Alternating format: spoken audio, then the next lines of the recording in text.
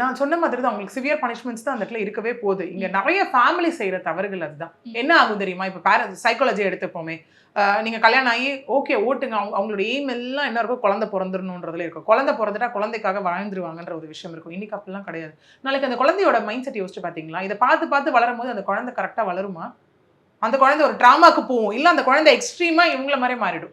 இப்ப அப்பா அந்த மாதிரி டாமினேட்டா இருக்காருன்னு வச்சுக்கோங்களேன், அந்த இடத்துல குழந்தை அந்த இடத்துல என்ன ஆகும், அதே மாதிரி மாறுமா மாறாதா?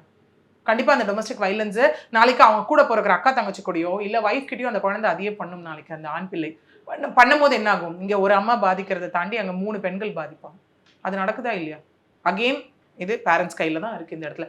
இதனால எவ்வளவு பேர் எனக்கு டிவோர்ஸ் வரவங்க இருக்காங்க தெரியுமா? மேம் என் பையனுக்கு 2 வயசு 3 வயசு தான் மேம் ஆகுது, அப்படியே அவர் என்னென்ன பண்ணி என்னை எப்படிலாம் டார்ச்சர் பண்ணாரோ அது என் பையன் இந்த வயசுல காலால் எட்டி உதைக்கிறான், பேசுறான், எனக்கு பயமா இருக்கு மேம், எனக்கு இதுக்காகவே டிவோர்ஸ் வேணும்னு கேட்கறாங்க. இதுக்காகவே என் குழந்தைய அவர் பார்க்க கூடாதுன்னு கேட்கறாங்க.